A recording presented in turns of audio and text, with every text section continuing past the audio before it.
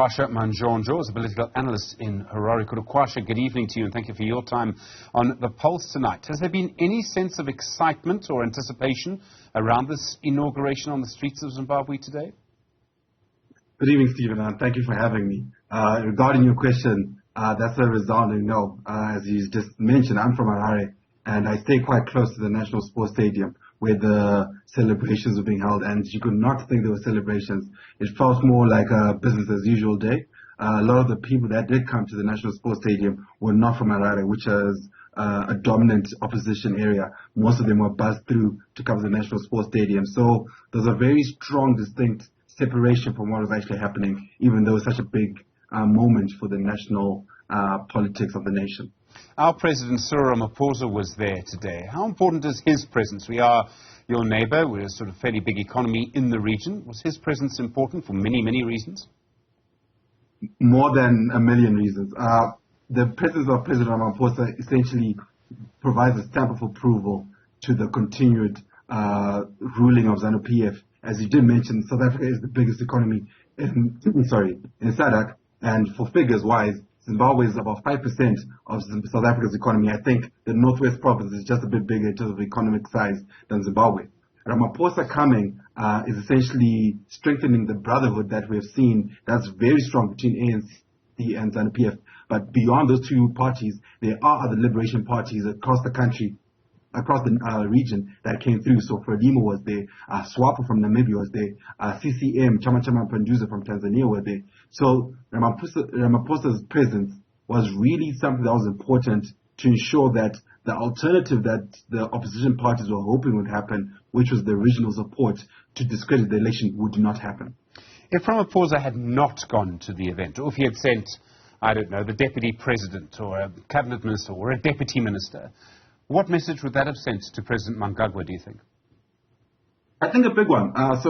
Today's celebrations, about 3 out of 15 of the SADC leaders came through, and Ramaphosa was one of them. And already there were harsh tones suggesting as to why only 3 presidents out of 15 came to the celebrations. And Ramaphosa's absence in that scenario would have been very worrying because, as I said before, he needs to be a stamp of approval. So essentially sending a minister or deputy minister would essentially, besides relegating the Zimbabwe issue to the South Africa politics, it would also send a very stark and very strange message from ANC across the Limpopo to ZANU-PF to maybe suggesting that they're not happy with where things are. So I do believe Ramaphosa's presence, even if he is disgruntled about what is happening, he is still willing to support and defend his counterpart, Emmerson Mnangagwa, as much as possible.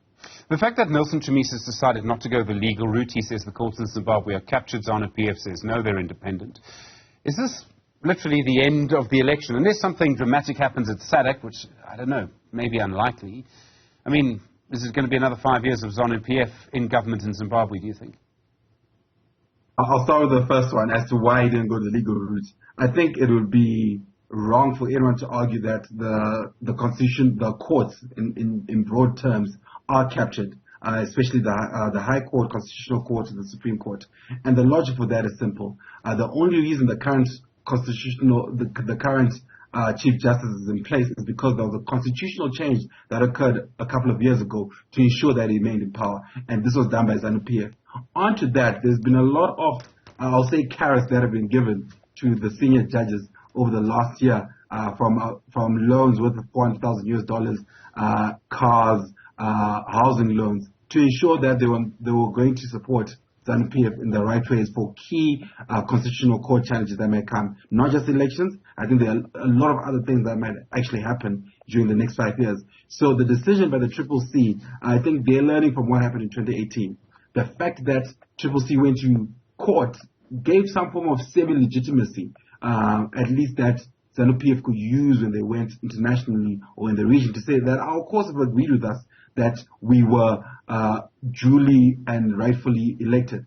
So CCC have argued that this route will not work and they do not want to give ZANU-PF any form of legitimacy. I think they are disappointed that the region has not come out as hard as they hoped. Their hope and faith was based on the fact that the current SADC Troika is led by the Zambian president, Hakainde Hichilema, and he's a very ardent, and I call them the democratic axis, which includes Kande, Hichilema, Nelson Chamisa, and Musi Maimane, if I can extend it to South Africa. And they're very ardent to get rid of the liberation parties from power. And they believed, I think, that Zambia would have a foothold to really try push ZANU-PF into the corner. But clearly they've been outmaneuvered by the liberation parties that I've mentioned. So that said, I do think we are looking down another 5 years of ZANU-PF control. And beyond ZANU-PF, South Africa have elections next year, Mozambique have elections next year, and all of them are in this very weird space too where they might be losing their majority. So as I said again, the brotherhood is not only coming for the sake of each other, but for themselves too. Kudakwashe Manjonjo, thank you, political analyst in Harare. Really appreciate the time tonight.